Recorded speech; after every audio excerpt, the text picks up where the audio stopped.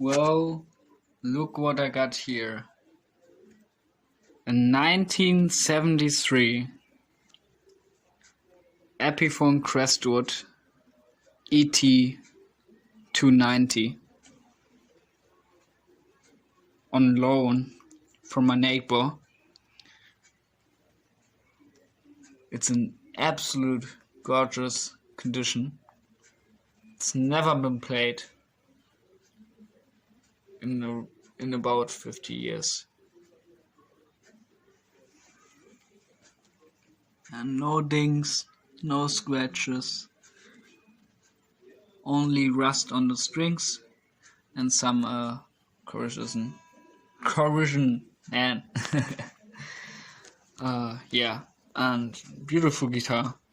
It's told to have the original strings on it from the 70s, because the story goes that the original owner was a guitar collector with about like 90 guitars in his collection, and this was one of them, and he bought this guitar in the mid-70s, like 75 or 76, and since then he never replayed it, because already then he had a small collection with Gibsons and Fenders, and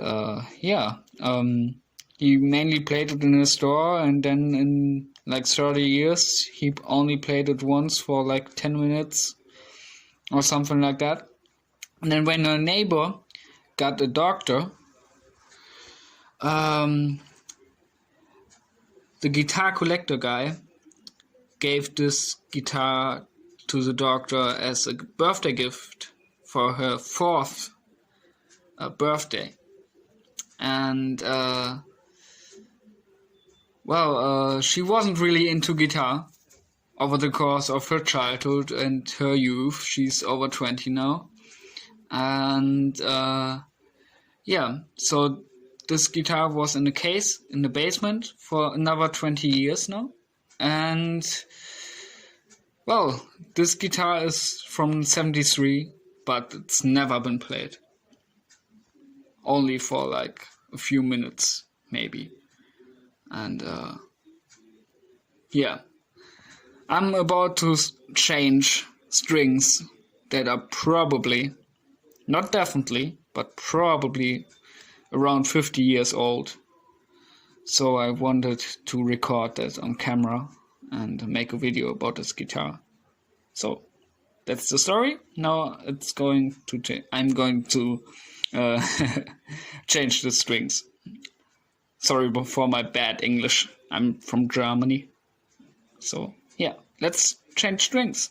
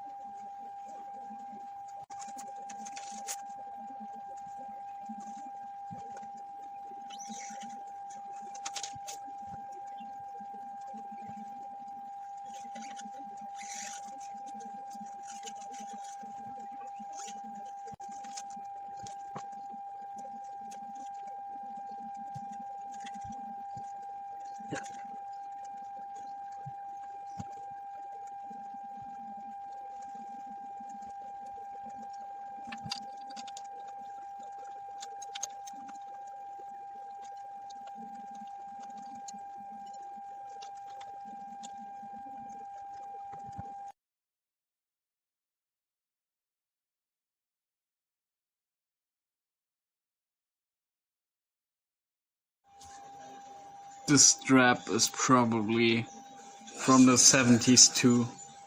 It's a bit worn out and it's leather, but it's pretty hard. And it's a bit torn.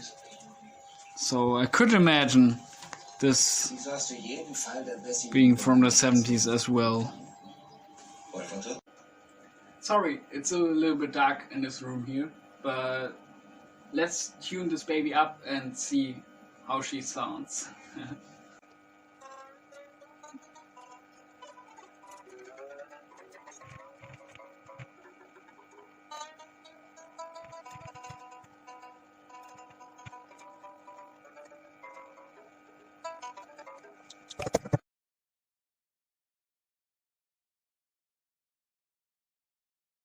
Sorry for my bad editing and my bad English because I'm German. Here's the gear I will use for the review and for the track later. That's the gear that you will hear on the demo of the Epiphone. And this is an old 70s Gaia-tone combo from Japan. And basically it's like a copy of a Princeton, like a Japanese ripoff of a Fender Princeton.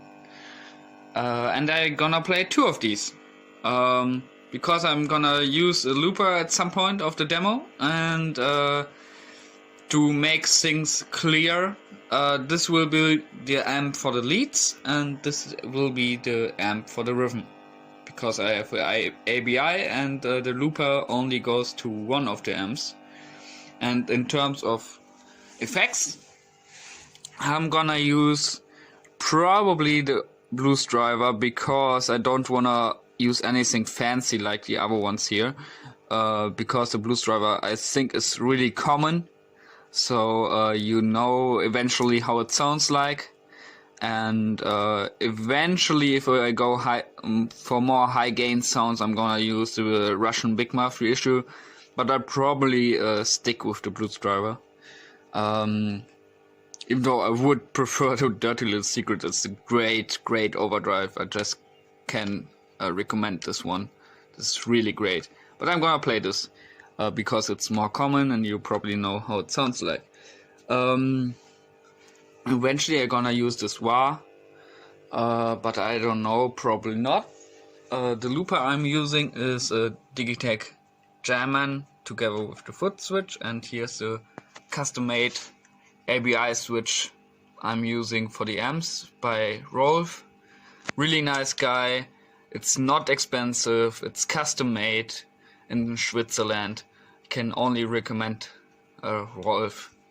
Write him if you need pedal boards. He usually just builds pedal boards, but he does some utility pedal like stuff.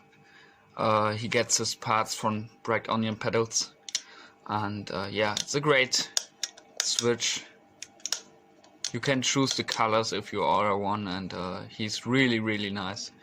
Yeah, that's the gear I'm using, and I hope you enjoy the demo. I don't know if I will put this before the demo or after the demo, so maybe you have already seen the demo, so then I hope you enjoyed it. But yeah, that's the gear I'm using.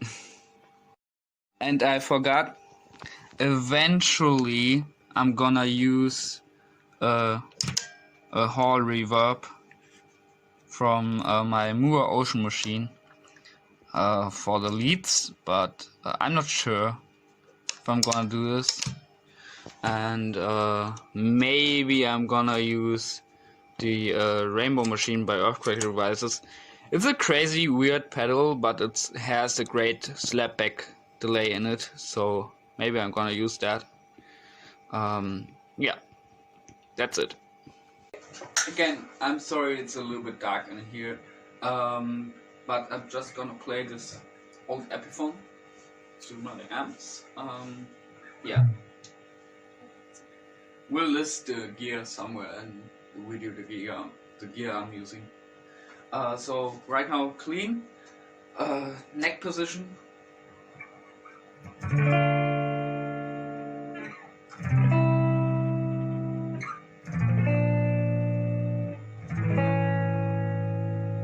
By the way, it's really cool because the neck joint is so short, which is also like bad thing about the guitar, because it tends to bend really easily. So on the long run I can see that this could be a problem, but for now it's really easy to get some neck vibrato, only if you just touch it a little bit, which is really great.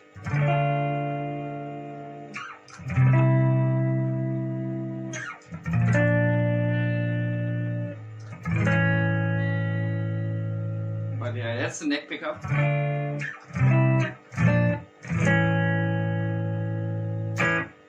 A middle position.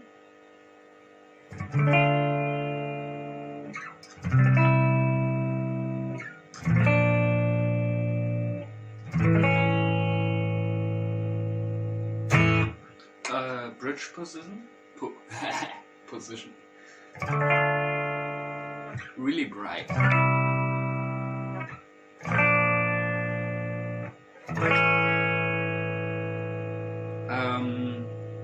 Yeah, roll the tone back on each one, because the knobs on this guitar, they're like so dynamic. They are like, if you move them like a millimeter, they react to it really nice. And by the way, these are PAFs, not Gibson PAFs, but these are Maxon PAFs from the 70s, 80s. Like Maxon, the company who also does the Tube Screamer and stuff, you know. These are PAFs, actual PAFs from the 70s. They aren't that expensive. They are like $300. Like, they are expensive for pickups, but someone wrote that they came stock in this, but I'm not sure, because I thought aftermarket pickups just came with a new guitar in the 80s, like with the Demasios and shit. Like, I don't know. But these are PAFs by Maxon. So the Maxon PAFs have 3 screws also. Yeah, it's PAF pickups. Tone back. Under the neck. A bridge. Middle. Halfway up.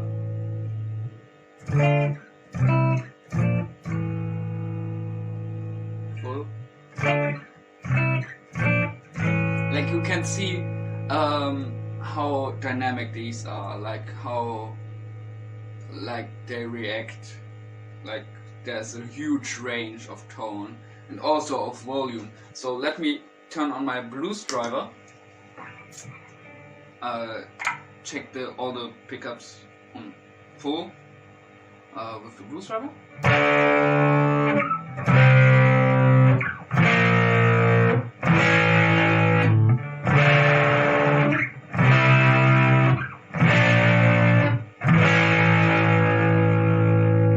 This was neck, now middle.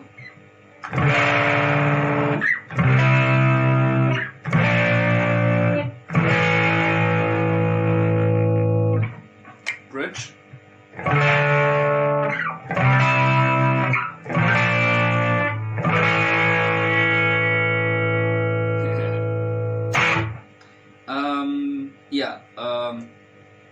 I'm gonna go back to the neck position and turn the volume off, and now I come back a little bit. It's already going 3M. A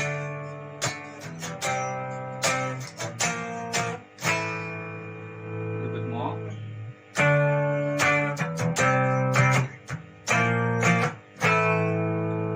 And the blues driver is still on. It's really clean, but has a character. Let me try this with a Russian big muff. Like,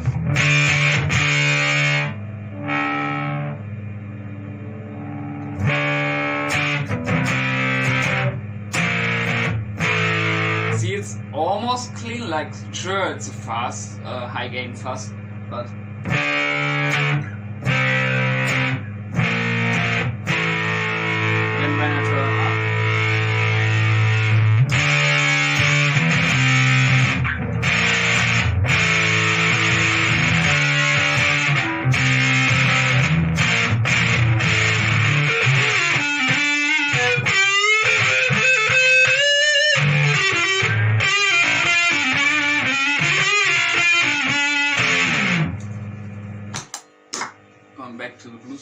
Yeah, by the way, sorry for the sloppy playing, partly, especially if I play leads, because this guitar has vintage frets which are really, really flat, and I like medium jumbos, so I'm not used to frets that are that flat, so it's quite a bit slippery when you play leads.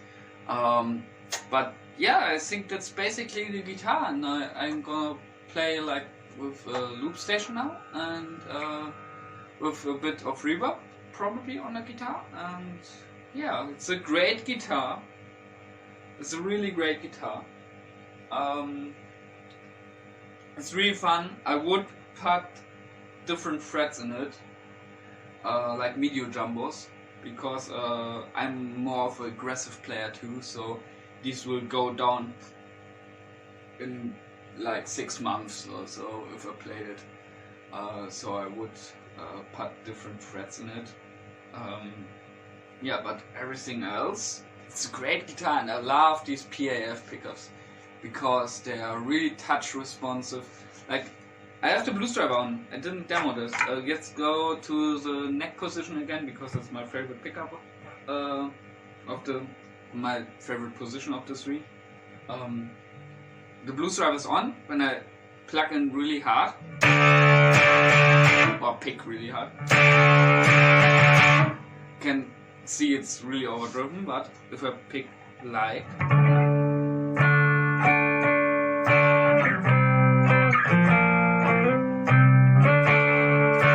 I'm going from light to strong now.